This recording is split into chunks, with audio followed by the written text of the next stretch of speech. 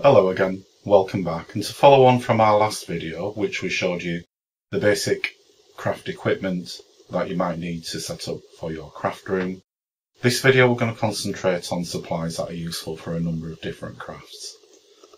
Okay, so in this video we're going to now look at supplies. In the last video we looked at equipment. Now the difference between equipment and supplies is that equipments generally are a one-off purchase, whereas supplies you'll need to keep renewing them because you run out.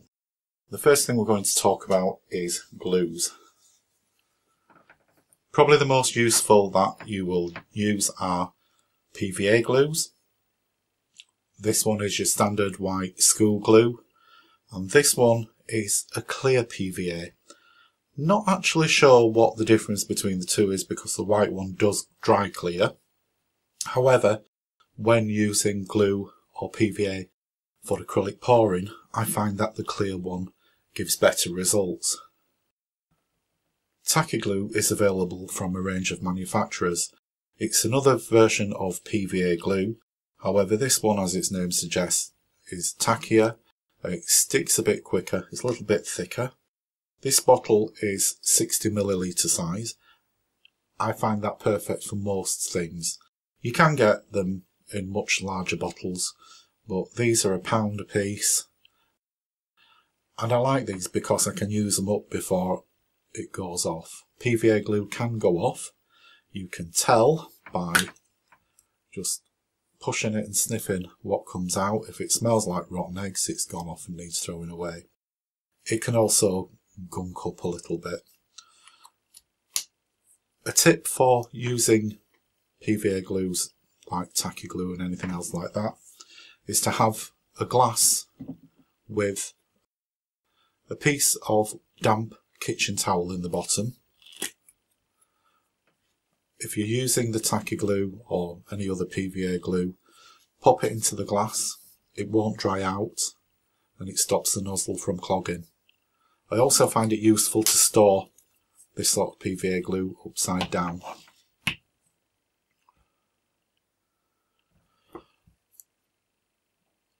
Mod Podge and Deco Mache are fantastic glues.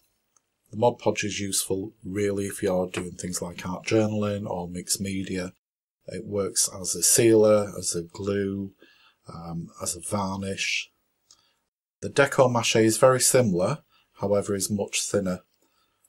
Depending on what I'm using them for, depends on which one I will pick up. Mod Podge is available in lots of different finishes. This one's matte. There is a paper matte one which is, I guess, even flatter. There's gloss. There are food safe versions. There's versions with glitter. There's versions that's suitable for use for things that are going outdoors. It's a little bit expensive. This is 473ml, 16 fluid ounces, and that's around about £8. The Deco Mache, there's even less than that. I'm not quite sure how much, but it's about £5 for this size canister. Mod Podge is great if you're doing art journaling because you can dry it quite quickly with a heat gun. It's great for painting over as well. Glossy Accents and Anita's Clear Gloss are very similar to each other. They both come with quite a fine applicator nozzle. I believe these are an acrylic medium, and the idea of it is that you put a blob on top of something and it will give you a dimensional raised dome surface. However, they're both brilliant and really strong glues. So if you're doing mixed media or anything where you're wanting to use metal embellishments in particular, these are great for sticking those on. They do take a little while to dry. As I said, when they dry clear. You can use these in a cabochon to make a frame to make a fake cabochon. Glue sticks, I'm not a particular fan of. Some people like to use them when they are doing art journaling. They're okay for lightweight papers. However, I find that the bond isn't great on them and they do tend to lift off after a while. But again, different brands of glue stick are different. Elmer's, which is a popular brand in the States, seems to be quite a good one, and Pritt is a good one in the UK. The cheaper ones I wouldn't bother with.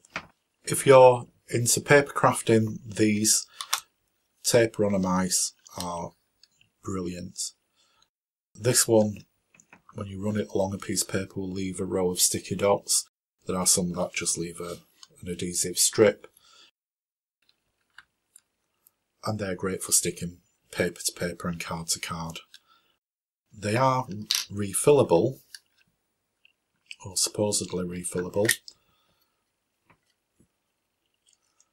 However, the refills aren't easy to come across, but I do find the cogs are incredibly useful in steampunk style mixed media. My next on my list of essential applies is some form of gesso. Now, I could do a video about gesso on its own. A lot of people think that gesso is paint. It's not really a paint, it's a primer. Gesso is made by combining a pigment, a binder and calcium carbonate. So it's very similar in the makeup to chalk paint, and it has a lot of the same properties as chalk paint has. It will cover almost any surface. And the idea of gesso as a primer is that regardless of what surface you cover with gesso, it will take paint in a similar manner to paper. Artists have been using gesso for hundreds of years to prepare canvases. It's generally quite highly pigmented, especially the black. When I'm doing mixed media, I find that one coat of this particular black gesso is enough to cover it. It's quite expensive. You can make your own. I haven't tried it yet, but I possibly will in the future. I have a feeling that if you make your own, the pigment isn't going to be quite as strong as the shop bought one. This one is quite a good value for money. It's £5 for 500 millilitres, and I think that's about the cheapest that I've seen it. However, that said, I've not used this yet, so I'll reserve judgment until I've actually used it. Next on my list of essential supplies is acrylic paints. These are an average grade of paints. You can get very cheap ones, you can get very expensive ones. These are reasonably priced for what they are. They're quite a decent pigmented paint. Technically, you only need the three primary colours, which are blue, red and yellow, along with black and white to make any shade possible. You might want to get yourself a colour wheel or use an online colour wheel to show you which ratios to mix these in to get your desired colour. Again, I'm not going to go into detail about this because that's a whole video in itself. It's a little bit of an art form. Most people prefer to buy ready mixed colours. These are craft acrylics. I've just picked these up today because I want to do some patina work, so I wanted a burnt umber and some sort of turquoise. They're just over £1 a piece, and I think they're about 60 millilitres. Can't quite see on it. 59 millilitres, so it's about 2 fluid ounces. These are Do Craft Artiste acrylic paints. I've not used this particular brand before, but I know other people have, and I've had decent success with them. They're cheap enough that you can buy maybe a couple a week and build up a collection. Acrylic paints also come in metallics, which are useful on their own or can be made into spritzers. But do be aware that if you use metallics in spritzers, metallics usually contain mica powder, and mica powder can tend to block your spritzers up a little bit, so make sure that you put a small ball bearing in there so you can agitate it well enough. My next essential supply might come as a bit of a surprise, but it's baby wipes. Baby wipes are great cleaners. You can clean old acrylic paint off things.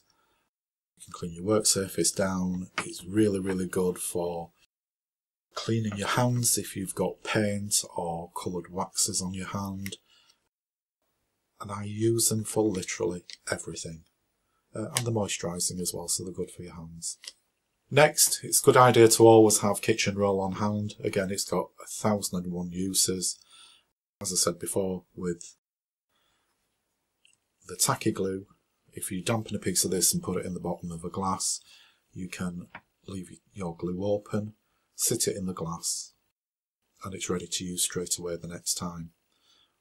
Also, if you're using this sort of glue, I find that the ends tend to clog up, especially as it's got a little sealing cap in the top. If you use a glass with a damp piece of kitchen roll in, your nozzle remains clean and so your cap remains clean. So when you come to use it the next time, it's not all bunged up. Again, this is great for wiping up spills, for cleaning off your craft mats, and 1001 other uses. The next thing is paper or cardstock. These little pads are available relatively cheaply now. They were quite expensive at one point. Hundreds and hundreds of different designs available. That one was £1. So you can see there's having a good collection of cardstock is going to be invaluable for all your crafts. They come in a range of different sizes. These just happen to be 6x6 and 12x12. And I think even the large one, which is quite heavy card, was only about £3. At one point, something like this would cost around £15. But that's Britain for you. Lollipop sticks and tongue depressors. They're great if you're mixing paint up. If you want to use them as a spatula. Again, they've just got a myriad of uses and they're always handy to have. They're cheap as chips. You know, you can get a pack of 100 for about £1. And again, it's always handy to have them in. Finally, it's important to have pencils and pens. Find a standard HB pencil is essential for marking things out. Again, I don't need to tell you what to use a pencil for, it's self-explanatory. I like a good quality, fine, nibbed black pen. Again, if you're using